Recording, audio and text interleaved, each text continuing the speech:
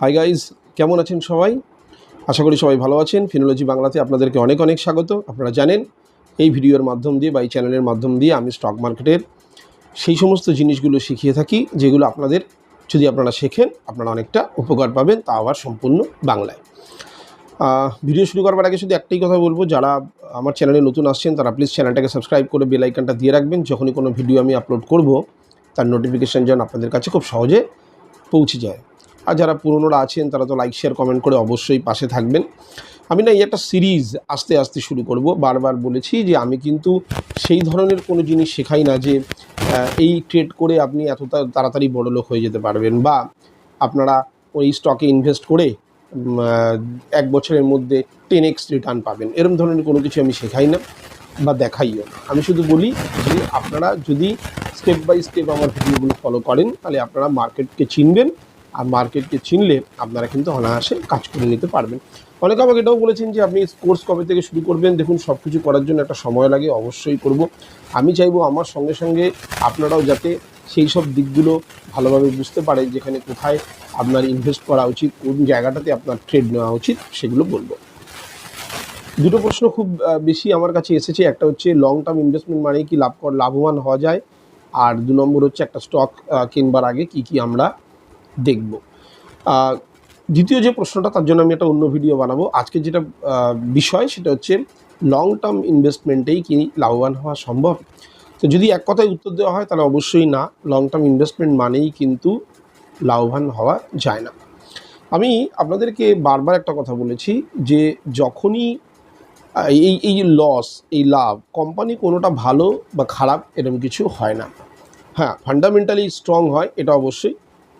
কিন্তু আপনি যখন কোনো আন্ডারলাইং অ্যাসেটে লং টার্মের কথা বা লং টার্মের ভিউ করছেন, যেমন ধরুন আমি একটা উদাহরণ দিই, ধরুন গোল্ডে একটা সময় কত ছিল, যদি আজকে থেকে 2005-06 রেট দেখেন আর আজকে গোল্ডের রেট কোথায় গেছে, এটা একটা লং টার্ম প্রসেস।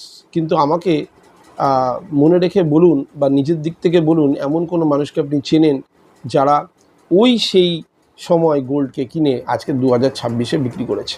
খুব নগণ্য, পাওয়া হয়তো যাবে কিন্তু খুব কম।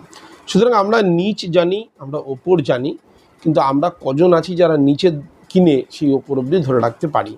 সুতরাং লং টার্ম বলতে একটা মিথ আছে যে লং টার্ম মানেই, লং টার্ম ইনভেস্টমেন্টেই কিন্তু আয় করা সম্ভব বা লাভবান হওয়া সম্ভব। কিন্তু হ্যাঁ, 50% এখানে কিন্তু বলা যায় লাভ করা সম্ভব, কিন্তু সব ক্ষেত্রেই যে লাভ করা সম্ভব এটা কিন্তু নয়। আমি বারবার বলেছি যে যখনই আপনারা কোনো জিনিসে ইনভেস্ট করছেন, সেই সময় দাঁড়িয়ে বা সেই সময় থেকে আপনি কতদিন পর্যন্ত টাকাটাকে হোল্ড করতে পারছেন। কারণ মার্কেট যখন আপনার টাকা দরকার পড়বে, সেই সময় মার্কেট কোন পজিশনে আছে সেটাই ডিসাইড করবে যে আপনি লাভবান হবেন না ক্ষতির সম্মুখীন হবেন। প্রচুর মানুষ আছেন যারা দীর্ঘদিন ধরে কোনো একটা স্টককে হোল্ড করেছেন, কিন্তু দেখা গেছে যে পরিমাণ লাভ তার হওয়া উচিত ছিল সেই পরিমাণ লাভ কিন্তু সে পায়নি। তার কারণ যেহেতু লং টার্মের জন্য সে ইনভেস্ট করেছে, সুতরাং প্রথমে যখন সে জিনিসটা কিনেছিল তখন অবশ্যই দামটা অনেক সস্তা ছিল। আজকে জিনিসের দাম অনেক বেড়ে গেছে, কিন্তু যখন তার টাকার দরকার পড়ল, সে যখন অনেকটা মার্কেট তখন দেখা গেল নেগেটিভ নিউজে একদম রক্তাক্ত এই অবস্থায় গিয়ে সে যখন বিক্রি করতে চাইছে, তখন দেখা গেল সে কিন্তু অনেক কম, অর্থাৎ যে পরিমাণ প্রফিট হওয়ার কথা ছিল সেটা কিন্তু সে পায়নি। আর এটাই হচ্ছে ফ্যাক্ট। সুতরাং লং টার্ম ইনভেস্টমেন্টের ক্ষেত্রে আপনাকে কিছু প্যারামিটার মেনটেন করতে হবে। অনেকে আছেন যারা একটা মনে করলেন যে অনেক অনেক ইউটিউব ভিডিও দেখে যে এই স্টকটা আগামী দিনে বাড়তে পারে। স্টক বাড়বে এটা যে সে ঠিকমতো অর্ডার পাচ্ছে কি না, এটা বলা যেতে পারে যে সেক্টর বাড়বে। আমি যদি বলি যে এই সেক্টরটা আগামী দিনে বুম হতে চলেছে, এটা মানা যায়। কিন্তু আমি পার্টিকুলার কোনো স্টককে আমি যদি বলি এই স্টকটা আগামী দিনে বুম হতে চলেছে, এটা দেখতে হবে সে কিংবা তার ম্যানেজমেন্ট কতটা স্ট্রং, সে কতটা অর্ডার পাচ্ছে, তার বিহেভিয়ার কী আছে, এইগুলো কিন্তু ম্যাটার করে। সুতরাং কোনো একটা আন্ডারলাইং অ্যাসেটে আমি চলে গেলাম আর উপরে গিয়ে আমি অনেকটা দিন পর্যন্ত ওয়েট করলাম, লং টার্মে প্রচুর ভালো রিটার্ন পাবো, কিন্তু ততদিন আমাকে ধরে রাখতে হবে। সেই জন্য আমি বলি লং টার্মে ইনভেস্ট করতে কতগুলো প্যারামিটার মেনটেন করতে হবে। তার মধ্যে প্রথম হচ্ছে যে টাকাটা আপনি স্টক মার্কেটে দিচ্ছেন, আপনি স্টক নির্বাচন পরে করবেন, আগে হচ্ছে যে টাকাটা আপনি স্টক মার্কেটে নিয়ে আসছেন আপনাকে মনে রাখতে হবে যে এই টাকাটা আমি ইনভেস্টমেন্ট পারপাসে দিলাম। সুতরাং আগামী 10 বছর হোক বা 5 বছর যার যা হরাইজেন, তার আগে আমরা কিন্তু টাকাটাকে এনক্যাশ করব না। এবং কখন এনক্যাশ করব? যখন উছাল হয়, জাম্প করে, পাম্প হয়, যেটা বলবেন আপনি, যখন র্যালি আসে, যখন একটা বাউন্স আসে, এই সমস্ত জায়গাগুলোতে যে আন্ডারলাইং অ্যাসেটে আপনি কাজ করছেন, সেটা ইন্ডেক্সের সঙ্গে হোক বা পার্টিকুলার কোনো স্টকের সঙ্গে হোক, সেক্ষেত্রে কিন্তু আপনি লাভবান হতে পারবেন। কারণ যে সময় মার্কেটের মধ্যে র্যালি আসছে আপনি সেই সময় বিক্রি করছেন। কিন্তু দেখা গেল আপনি এমন একটা ক্যাপিটাল নিয়ে আসছেন যে ক্যাপিটালটা সর্বস্ব ক্যাপিটাল, আপনি আপনার যা জমানো টাকা অর্থ সব আপনি এখানে বিনিয়োগ করে দিলেন, তাহলে কী হবে? যে একটা সময়ের পর আপনার টাকাটা দরকার পড়বে, কারণ আপনি টাকাটাকে ভাগ করেননি যে আপনার এটা দরকার পড়তে পারে, এটা দরকার পড়বেই না। যদি সেই অ্যামাউন্টটা মাত্র 5,000 হয়, লজ্জার কিছু নেই, যদি অ্যামাউন্টটা মাত্র 5,000 হয়, ভালোভাবে শুনুন, 5,000 টাকাই ইনভেস্ট করবেন। এই 5,000 টাকাই একদিন বিন্দু বিন্দু দিয়ে সিন্ধু হয়ে যাবে, আপনি বুঝতে পারবেন না কবে 5 লাখে গিয়ে দাঁড়ালো। কিন্তু প্রথমেই যদি মনে করেন আমি 5 লাখই ইনভেস্ট করে ফেলবো, দেখবেন পরবর্তীকালে আপনার টাকাটার প্রয়োজন পড়বে। আর যখন প্রয়োজন পড়বে, ভগবান যদি করুক, যদি আপনার সেই সময় মার্কেট অনেকটা বুল রান নিয়ে থাকে, তাহলে আপনি ঠিক আছে গেনার। কিন্তু যদি দেখা যায় মার্কেট একটা বিয়ারিশ মোডে আছে আর সেক্ষেত্রে আপনাকে টাকাটা ইনক্যাশ করতেই হবে, তাহলে কিন্তু আপনি লসের সম্মুখীন হবেনই হবে। এটা হচ্ছে প্রথম প্যারামিটারের প্রথম নিয়ম, যে টাকাটা নিয়ে আসবেন লং টার্মের জন্য যদি মাথায় থাকে তাহলে আপনি ভুলে যাবেন টাকাটা। 2 নম্বর, নির্বাচন করুন যে কোন আন্ডারলাইং অ্যাসেটে আপনি কাজ করবেন। আপনি কোনো ইন্ডেক্সের সাথে কাজ করবেন, আপনি কোনো ইটিএফের সঙ্গে কাজ করবেন, নাকি আপনি কোনো মিউচুয়াল ফান্ডে কাজ করবেন, নাকি আপনি কোনো পার্টিকুলার স্টকে কাজ করবেন। আমি বারবার বলি, স্টকে যখনই কাজ করবেন তার আবার আর এক ধরনের কিছু প্যারামিটার আছে স্টক নির্বাচন করবার জন্য। কিন্তু যেটা চয়েস করবেন, যেটা আপনি চুজ করবেন, সেটা যেন স্ট্রং হয়। এরকম না হয় যে একটা পেনি স্টককে চুজ করে বসে আছি, কোয়ান্টিটি পাবো বলে, একটা মস্ত কোয়ান্টিটি আমার কাছে আসবে, বিরাট কোয়ান্টিটি, 5,000 10,000 কোয়ান্টিটি 2 টাকা দামের স্টক আমি কিনে নেবো, সেটা কোনোদিন 200 হবে, এত সহজে নয়। মার্কেটটা এত সহজ নয়। কিন্তু বিশ্বাস করুন, যদি মার্কেটটাকে জানুন, জেনে থাকেন, এর থেকে সহজ জিনিস আর হয় না। এই যে আপনারা অনেকে বলেন না অপশান বড্ড ভয়ের জিনিস, অপশান করছে লোকে, অপশান হচ্ছে একটা অঙ্ক, ওই অঙ্কটাকে যদি আপনি মেলাতে পারেন, অপশান আমার কাছে আপনার কাছে খুব ইজি হয়ে যাবে। আমি বিস্তারিত আসবো, এগুলো সব ভিডিওতে আস্তে আস্তে আপনাদের কাছে আলোচনা করব যে অপশানে আপনারা ভয় পাবেন না বা অপশানে আপনি কিভাবে কাজ করবেন। তাহলে দ্বিতীয় হচ্ছে আপনার আন্ডারলাইং অ্যাসেটটাকে নির্বাচন করা। আপনি যদি মনে করেন না আমি খুব বেশি রিস্ক নিতে পারবো না, তাহলে আমি গত ভিডিওতে বলেছিলাম ETF is the best option. ইটিএফে আপনি ইনভেস্ট করুন, যখন মার্কেট কোলাপস করবে ওই ইটিএফটাও কোলাপস করবে, ওখানে ইনভেস্ট করুন। যদি আপনি মনে করেন যে নিফটির কোনো ইটিএফে আপনি ইনভেস্ট করবেন, নিফটি 20-এ করতে পারেন, বা ধরুন এসবিআই নিফটি 50-তে করতে পারেন, এরকম অনেক অপশানস আছে ইটিএফে, আপনি সেখানে ইনভেস্ট করতে পারেন। কারণ আপনারা জানেন ইটিএফ রিব্যালেন্স করে, ভালো স্টককে রাখে, খারাপ স্টককে বের করে দেয়। যদি আপনার ইটিএফ হয়, সেই ইটিএফটা যখন আপনার কোলাপস করছে, মার্কেট কোলাপস করছে, ইটিএফও কোলাপস করবে, কারণ ইটিএফের মধ্যে থাকা স্টকসগুলো কোলাপস করবে, তাহলে তখন আপনি ইনভেস্ট করুন। ইনভেস্টমেন্ট মানে এই নয়, অনেকে এসআইপি মোডে বলে প্রত্যেক মাসে ইনভেস্ট করবেন, প্রত্যেক সপ্তাহে ইনভেস্ট করবেন। আমি এরকম মানি না। আমি মনে করি যখন আন্তর্জাতিক বাজারে ফল আসবে, তখন ভারতীয় মার্কেটে ফল আসবে, আর সেটা হচ্ছে উপযুক্ত সময় আপনার ইনভেস্টমেন্টটা করবার। তাহলে দ্বিতীয় হলো কি, যে প্রথম হলো যে আপনি সেই ক্যাপিটালটা আনবেন যেটা আপনি ভুলতে পারবেন। দ্বিতীয় হচ্ছে আপনি যে আন্ডারলাইং অ্যাসেটে কাজ করবেন সেটাকে চুজ করবেন, সেটা যেন মার্কেটে স্ট্রং বেস হয় তার। 3 নম্বর, উপযুক্ত এন্ট্রি আপনাকে কিন্তু স্টক আপনার আন্ডারলাইং অ্যাসেটকে বাড়াতে সাহায্য করবে। দেখা যাচ্ছে আপনি যখন ইনভেস্ট করছেন মার্কেট তখন বুল রানে আছে, তাহলে কি দেখা যাচ্ছে, প্রত্যেকবার আপনি কিন্তু মার্কেটে হাই প্রাইস, যখন ভ্যালুয়েশন হাই থাকছে ওই সময় ঢুকছেন। একটা জিনিস মনে রাখবেন যে আমাদের নিফটি রিটার্ন কিন্তু 11.2%। এইরকম সিএজিআরে চলতে থাকে, সিএজিআর এইভাবে মেনটেন করে চলতে থাকে মোটামুটি। কিন্তু এরকমও তো নিফটি গেছে এক একটা বছরে মাইনাস রিটার্ন দিয়েছে। কিন্তু অন অ্যান অ্যাভারেজ কেন 11.2 বলা হয়? কোনো একটা বছরে যদি -5% রিটার্ন থেকে থাকে, তাহলে সেক্ষেত্রে দেখাবে কোনো একটা বছর আবার সেই -5%টাকে কভার করার পর আরও 11% অর্থাৎ 16% রিটার্ন দিয়ে দিয়েছে। সেই কারণে আমরা নিফটির রিটার্নকে, ইন্ডেক্সের রিটার্নকে বলি মোটামুটি 11.2 থেকে 12% ম্যাক্স রিটার্ন দিয়ে থাকে। সুতরাং এটা কম নয়। Bank post office 7 to 8 max 6, 7, 8-এর মধ্যে ঘোরাঘুরি করে, সেখানে কিন্তু এটা 12%-এর কাছাকাছি আপনার রিটার্ন থাকবে। কিন্তু এখানে যদি আপনি যে অ্যাসেটটাকে চুজ করছেন লং টার্মে নিয়ে যাওয়ার জন্য, সেটার যদি এন্ট্রি পয়েন্ট আপনার কাছে একটা দুর্দান্ত না হয়, এন্ট্রি পয়েন্টটা খুব দরকার আছে। এন্ট্রি পয়েন্ট মানে হচ্ছে ধরুন মার্কেট কোলাপস, আপনি আপনার ক্যাপিটালটাকে বার করলেন এই মার্কেটে ইনভেস্ট করার জন্য, ভয় পাবেন না। আপনি যখন ইনভেস্ট করছেন তখন দেখা গেল নিফটি অলরেডি 20% ডাউনে আছে, তো প্রত্যেকবার নিফটি যদি দেখা যায় তার অল টাইম হাই থেকে 20% রিটার্ন, এরকম দেখবেন প্রত্যেক বছরে একবার না একবার কোনো একটা ইস্যু আসবে, সেটা যুদ্ধ হোক, বাজেট হোক, ইলেকশন হোক, আরবিআইয়ের যা পলিসিস আছে সেগুলো হোক, এরকম কিছু না কিছু আসতেই থাকবে। কারণ এত বড় পৃথিবীতে কিছু না কিছু ঘটনা ঘটেই চলেছে, যেটা ইকোনমিক্যালি যেটা ভেঙে দেয়, ইকোনমিক্যালি ভেঙে যায়। তো সেক্ষেত্রে কিন্তু আপনার কিন্তু ইনভেস্টমেন্টের জায়গা তৈরি হবে।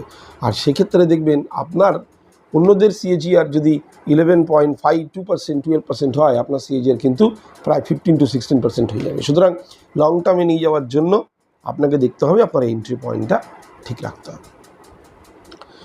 ফোর্থ হচ্ছে এক্সিট পয়েন্ট। এটা বিরাট একটা ব্যাপার, যে যদি আপনার মনে হয় যে এই মুহূর্তে আপনার টাকাটার দরকার পড়েছে, হতেই পারে আপনার টাকার দরকার পড়েছে, তাহলে এমনভাবে যদি খুব এমার্জেন্সি না থাকে, তাহলে আপনি শুধু এই জিনিসটা মাথায় ঢুকে নেবেন, এটা একটা মাইন্ডসেটের ব্যাপার, যে আমার আজকে টাকার দরকার পড়েছে, এই টাকাটা যদি কিছুদিন পরে নিই সেটা চলবে কি না। যদি দেখা যায় আপনার যে সময় টাকাটার দরকার পড়ছে সেই সময় bull run, market all time হাইয়ের কাছে বা অল টাইম হাইয়ের ঘোরাঘুরি করছে, এমন সময় যদি আপনি আপনার অ্যাসেটকে বিক্রি করতে পারেন, তাহলে ম্যাক্সিমাম লাভ আপনি গেইন করতে পারবেন। আর যদি দেখা যায় সেই সময় মার্কেট একটা সাইডওয়েজ মোডে আছে কিংবা বিয়ারিশ মোডে আছে, তাহলে কিছুদিন ওয়েট করে যান। কারণ এতদিন ধরে যখন আপনি ইনভেস্টমেন্টটাকে চালিয়ে গেছেন, তাহলে আপনি চাইবেন যে মার্কেটটা যখন উপরে পিক নেবে সেই সময় আপনি বিক্রি করতে। আর একটা জিনিস সবসময় মনে রাখবেন, মার্কেটকে যখন লং টার্ম ভিউ আপনার, যখন আপনার লং টার্মের ভিউ, তখন কিন্তু অবশ্যই কম করে মার্কেটকে কিন্তু 5 বছরের জন্য ভাববেন। 1 বছরে দেখা গেছে যেসব ইনভেস্টাররা 1 বছরের সময়সীমা নিয়ে ইনভেস্ট করেছে, তারা কিন্তু রিটার্ন নেগেটিভই পেয়েছে। যখনই 2 বছরের জন্য ইনভেস্ট করেছে, দেখা গেছে রিটার্ন নেগেটিভই আছে, বরং রিটার্ন নেগেটিভ বেড়েছে। যখনই তারা 3 বছরের জন্য ভেবেছে, দেখা গেছে যে ওই 2 বছরের সাপেক্ষে রিটার্ন, নেগেটিভ রিটার্নটা কিন্তু কিছুটা কমেছে। 4th ইয়ারে গিয়ে দেখা গেছে যে নেগেটিভ রিটার্নগুলো ছিল সেগুলোকে মার্কেট রিকভার করে পজিটিভ দিকে মুভ করেছে। আর 5th ইয়ারের পরে দেখা গেছে যে সেই রিটার্ন কিন্তু একটা বুল রানে ছুটেছে। সুতরাং রিটার্নটা কিন্তু অনেকটাই বেড়েছে। এরকম যত আপনি বছর বাড়াতে পারবেন, বেসিক্যালি আমরা কী হয়, ধরুন পোস্ট অফিস, ব্যাংক, এগুলোতে দেখা যাচ্ছে আমরা বহুদিন ধরে হোল্ড করে বসে আছি, 10 বছরে কি 6-7 বছরে, কিন্তু আমরা স্টক মার্কেটে এলেই যেন আমাদের মনে হয় খুব তাড়াতাড়ি জিনিসটা ভাঙা দরকার। সুতরাং মাইন্ডসেট তৈরি করুন লং টার্মের ক্ষেত্রে, যে আমাকে কিন্তু 5 বছর কম করে, বেশি হলে তো কোনো ক্ষতি নেই, কম করে 5টা বছর আমি লং টার্মে ইনভেস্ট করব, একটা সিস্টেমে ইনভেস্ট করব। ওই একই গদ ফলোয়ার হবেন না, প্রত্যেকে যে একই গদে যে এই মাসে আমি একটা স্যালারি পেলাম ইনভেস্ট করলাম না। মার্কেটটাকে দেখুন কোথায় আছে। এ মাসে আপনি স্যালারি পেয়েছেন, মার্কেট অল টাইম হাইতে আছে, তো অল টাইম হাইতে থাকা মানে তো স্টকগুলোও তো অনেক উপরের দিকে আছে। সুতরাং আপনাকে ফলো করতে হবে। আমার যে স্টকটাকে আমি সিলেক্ট করেছি বা যে ইটিএফটাকে আমি সিলেক্ট করেছি, সেটা মার্কেটের সঙ্গে অনেক পড়েছে, এই অবস্থায় আমার সেখানে এন্ট্রি নেওয়া দরকার। তাহলে কি আমার কম্পাউন্ডিং রেট অনেক বেড়ে যাবে, সেটা যেন ফলো করবেন সব সময়। আর ওই একবারেই ইনভেস্ট করে দেবো এই পলিসিটা করবেন না। একবারে ইনভেস্ট করা আর একবারে প্রফিট বুক করা দুটোই কিন্তু ক্ষতিকারক। আপনি ইনভেস্ট করবেন পার্ট বাই পার্ট। অনেকেই ভাবেন না এই সময় মার্কেটটা সস্তা হয়েছে, আমি একবারে ইনভেস্ট করে অনেক কমে পাবো, আরও তো সস্তা হতে পারে। সুতরাং যদি আপনার মনে হয় আপনার কাছে 2 লাখ টাকা আছে, 50 করে ভাগ করুন, 50 করুন, আরও পড়লে 50 করুন, না করলে বন্ধ রাখুন, আবার অন্য স্টক দেখুন। তো আবার যখন প্রফিট বুক করবেন তখন আপনার মনে কাছে ধরুন 200 খানা স্টক আছে, আমি 50টার প্রফিট বুক করলাম। কারণ একবারে 200 টাকা প্রফিট করে তারপরে দেখুন অনেক চলে গেল। পার্ট বাই পার্ট করার চেষ্টা করুন। একটা দোকানেও জিনিস সাজাতে হয়, পার্ট বাই পার্ট মাল বিক্রি হয়। একবারে কেউ এসে বলেন আমাকে সব মাল দিয়ে দিন, কেউ এটা নেবে কেউ সেটা নেবে, এইভাবেই বিজনেস চলে। তো স্টক মার্কেটকে যদি আপনি মনে করেন আপনার এই একটা প্যাসিভ বিজনেস, এটাই দেখবেন একদিন আপনার কাছে অনেক বড় হয়ে দাঁড়াবে, অনেক বেশি রিটার্ন দেবে, অনেক অনেক আপনি নিজে অ্যাক্টিভ হয়ে যাবেন, তখন আর প্যাসিভ থাকবেন এটা আপনার কাছে। সুতরাং যারা লং টার্মের কথা বলেন যে লং টার্ম মানেই কি প্রফিটেবল, একদমই নয়। সেটা ডিপেন্ড করছে, আমি বারবার বলেছি, আপনি কোন সময় মার্কেট থেকে এক্সিট করছেন। এটা মারাত্মক জিনিস। দেখা গেল মার্কেটে আপনি ভালো এন্ট্রি নিয়েছিলেন কিন্তু এক্সিট আপনার খুব খারাপ হয়েছে। এন্ট্রি নিয়েছিলেন কোলাপসড মার্কেটে, ভেঙে যাওয়া মার্কেটে, এক্সিটও করছেন ভেঙে যাওয়া মার্কেটে, তাহলে আপনি কী রিটার্ন পাবেন? আমাদের কাজ হচ্ছে এন্ট্রি নিতে হবে একদম ভাঙা মার্কেটে, আর এক্সিট করতে হবে যখন মার্কেট একদম পিক থাকবে এরম জায়গায়। লং টার্ম প্রসেস এইভাবেই হয়। ভালো এমন ক্যাপিটাল যেটা আপনি ভুলে যাবেন। দ্বিতীয়, স্টক বা ইটিএফ বা যাতেই আপনি ইনভেস্ট করুন এমন জিনিসকে বেছে নেবেন যেটা বহুদিন ধরে চলে আসছে, যেটা রিস্ক অনেকটা কভার করা যায়, সেটাকে মেনে নেবেন। এন্ট্রি এক্সিট অবশ্যই খেয়াল রাখবেন, আর মিনিমাম 5 বছরের নিচে স্টককে রাখবার চেষ্টা করবেন না। সবসময় ভাঙা মার্কেটে ইনভেস্ট করার চেষ্টা করবেন। আজকের ভিডিওতে আমার এটাই বলার ছিল, কারণ এটা নিয়ে অনেক প্রশ্ন এসেছিলো যে লং টার্ম ইনভেস্ট করা মানেই কি প্রফিটেবল। আমি উত্তর দিলাম। আর এর পরের ভিডিওতে আমি আলোচনা করব একটা স্টককে নির্বাচন করবার আগে কি কি জিনিসের উপর আপনার নজর দেওয়া উচিত। এইভাবে আস্তে আস্তে ভিডিও করব আমি, এবং আপনাদের কাছে আমি চাই এডুকেশানটা নিন। প্রচুর চ্যানেল পেয়ে যাবেন যেখানে আপনাকে মোটামুটি অনেক কিছু শেখায়, যে এখানে ঢুকলে ওখানে বেরিয়ে যাওয়া যায়, প্রচুর প্রফিট।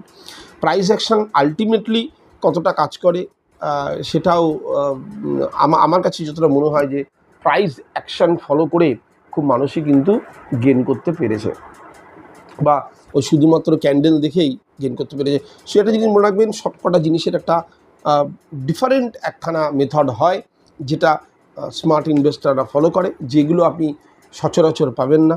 পরবর্তীকালে যদি আমি কোনো কোর্স আপনাদের শুরু করি, নিশ্চয়ই অফলাইন হোক বা অনলাইন হোক, এই সমস্ত সিস্টেম বা এই সমস্ত মেথড নিয়ে অবশ্যই ডিসকাস করব।